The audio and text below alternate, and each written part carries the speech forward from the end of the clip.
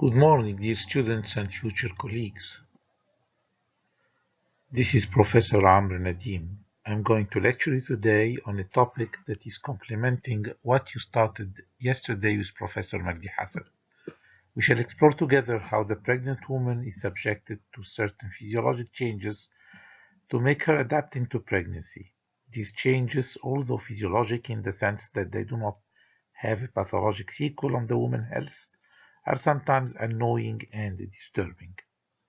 I would like you always to remember Allah saying in the Holy Quran, in the verses from Surah Al-Ahqaf from verse 15, وَوَصَّيْنَا الْإِنسَانَ بِوَالِدَيْهِ إِحْسَانًا حَمَلَتْهُ أُمُّهُ كُرْهًا وَوَضَعَتْهُ كُرْهًا.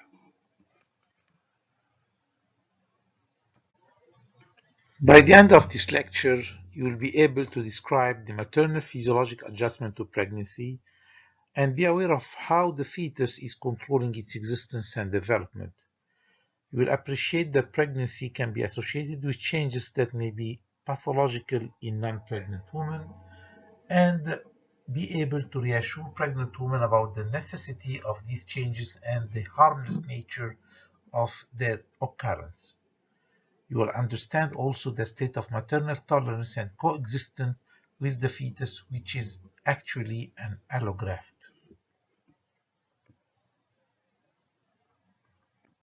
So I'm just reminding you that we are going to tackle changes that are occurring in the different body system other than the genital system, and you'll have to understand the anatomical changes that will occur subsequent to the growing uterus, functional changes that are occurring in different body systems due to the influence of the placental hormones and other hormonal changes occurring during pregnancy, and if these changes have clinical implications on symptomatology, the physical findings during examination, and the results of the laboratory tests. So the occurrence of these changes or adaptations are essential in order to retain conception and accommodate for the growing fetus. The baby is actually in need of more oxygen and growth substrates that needs to be made available.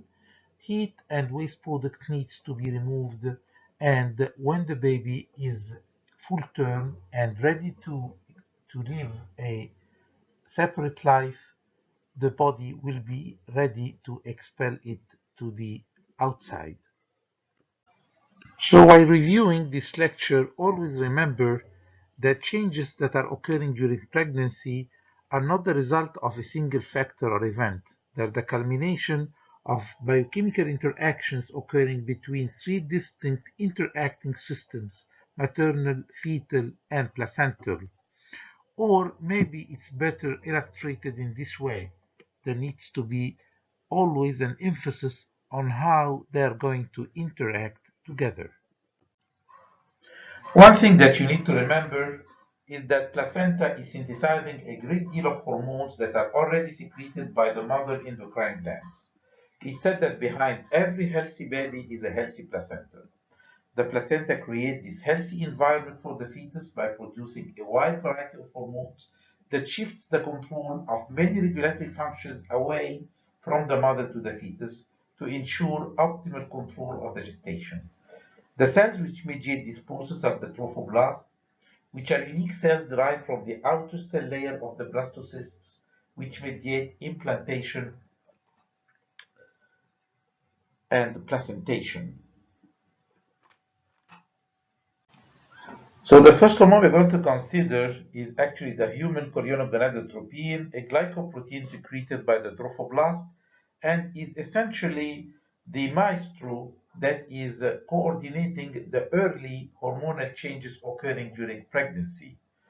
It consists of two subunits, of which the beta subunit is specific, and it's the one detected in most of the pregnancy tests nowadays. It's responsible for the maintenance of the corpus luteum for up to 8 weeks, and it helps in the stimulation of the placental steroid production, fetal adrenal steroid production, and the fetal testicular testosterone production. We shall consider in the face-to-face the clinical implication of the rate of increase of the human chorionic gonadotropin what's meant by chemical pregnancy, what's meant by triple testing, and the gestational trophoblastic diseases. The human placental lactogen is similar to the growth hormone and is actually linked to the placental mass in the sense that the production of the human placental lactogen is going to increase with the increase in the placental mass. So we should expect it increasing in case of such conditions as diabetes mellitus, where the size of the placenta is increased, as well as in conditions such as twin pregnancy, for example. It's very important for maternal lipolysis and increase the free fatty acid providing energy for maternal metabolism. Furthermore, it's said to be diabetogenic in the sense that it's anti-insulin and it's a potent angiogenic hormone with a great role in the fetal vasculature formation. Now, let's shift to progesterone. You should always remember that successful embryo implantation requires both an activated blastocyst and synchronized development of receptive endometrium. This is the main function of the progesterone. It's produced by the corpus luteum until the 7 to 8 week, then by the placenta, and persists for some time even after fetal demise. The level of the progesterone rises steadily throughout pregnancy. Its major role is in the maintenance of uterine quiescence by stabilizing the lysosomes and establishing kind of immune tolerance. So always remember that it's not only a matter of preparing the endometrium for implantation of the blastocyst by creating a suitable decidual reaction. The role of progesterone is by far more important than that in allowing the maternal immune response to get modulated in order to accept the fetal allograft.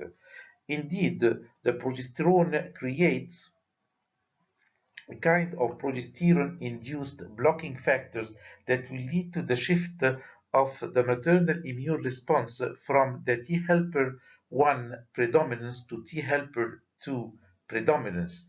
Indeed, successful mammalian pregnancy depends upon tolerance of genetically incompatible fetus by maternal immune system, and this depends on the such shift of the T helper 1 to T helper 2 response, resulting in an immune modulation with anti-inflammatory cytokines overriding the pro-inflammatory cytokines and leading to the acceptance of the fetal allograft.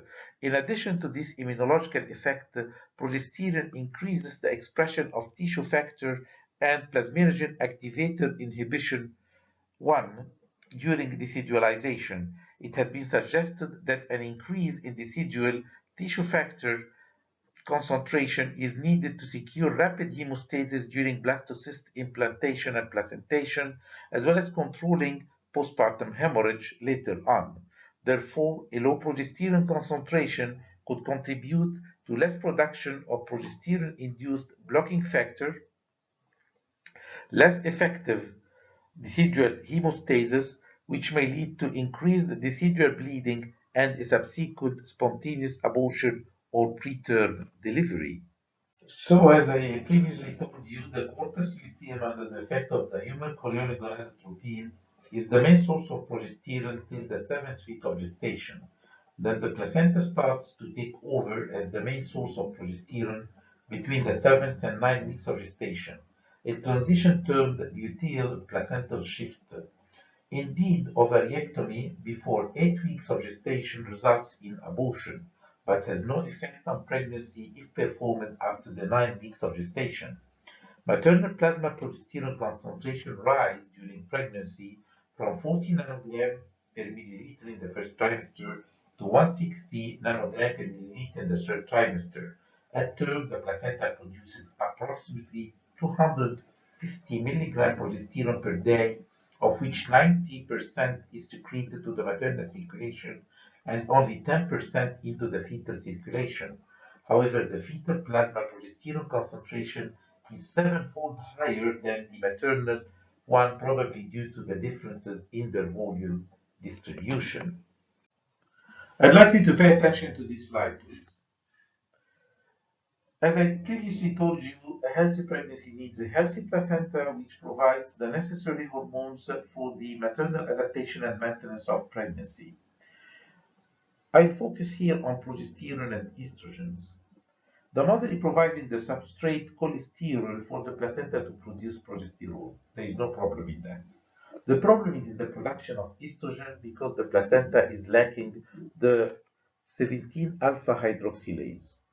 For this reason, the progesterone delivered to the maternal and fetal circulation is going to be changed into the hydroepiandrosterone sulfate in the fetal and maternal adrenals, and then hydroxylated in the fetal and maternal liver to 16 alpha hydroxy dehydroepiandrosterone sulfate, which is going to be brought back to the placenta to be desulfatated by the sulfatase enzyme for the production of the 16 alpha hydroxy dehydroepiandrosterone sulfate, which is going to be converted into estradiol, and to 16 alpha hydroxy androstenedione, which is going to be changed by the aromatase to estriol.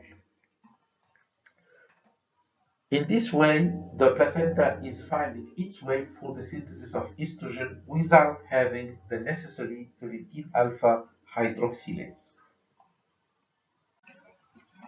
And you can enumerate essentially what the estrogen can do to the maternal body as well as to the fetus whenever it enters the fetal circulation. So in the following slides, we discuss the different body systems, and remember that for each system there are anatomical as well as functional changes with subsequent clinical implications, and sometimes the results of the laboratory tests are going to change with pregnancy. Actually, the cardiovascular system undergoes the earliest and the most dramatic changes in the maternal physiology, and these changes are aiming to improve the fetal oxygenation and provide the necessary nutrition and getting rid of the um, products of metabolism. Together with the increase in the ventricular mass, there is an upward shift of the heart that is mediated by the upward shift of the diaphragm by the displaced viscera. It's, it's said that the mother has a hyperdynamic circulation and the total plasma volume needs to increase. Actually, the total blood volume increased by 40%, but the plasma volume is increasing by 50% above normal in singleton pregnancy and about 70% more in twin pregnancy.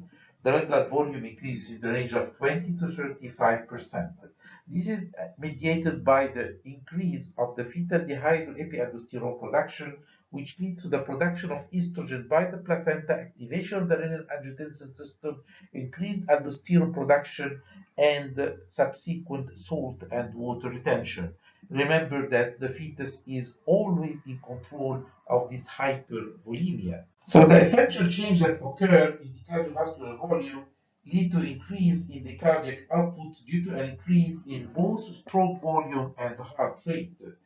Actually, the systemic vascular resistance is decreasing because of the smooth muscle relaxing effect of the progesterone, increased production of the vasodilatory substance by the placenta, such as the prostaglandin, nitric oxide, and atrial natriuretic peptide, as well as the arteriovenous shunting at the uteroplacental circulation. As we have previously mentioned, there is a net increase in the total blood volume of the increase in the cardiac output the uterus receives in the first trimester, 20%, increasing to 20% at term. So you will notice in this slide that the heart rate is increasing by 10 to 18 beats, and that is progressively increasing during pregnancy, and that the change is much more prominent when the lady is lying in the supine position, as we shall see. You are going to notice that this is coupled with a reduction of the stroke volume, and that this effect again is exaggerated at the time of uterine contraction with onset of labor. There is an increase of the cardiac output about 40% above the basal rate of the values achieved during late pregnancy, and that this effect is more prominent with the mother lying in the lateral position than in the supine position. It's very important to note that the effect of the gravid uterus on compressing the inferior vena cava has sometimes notorious effects on both the mother and the fetus.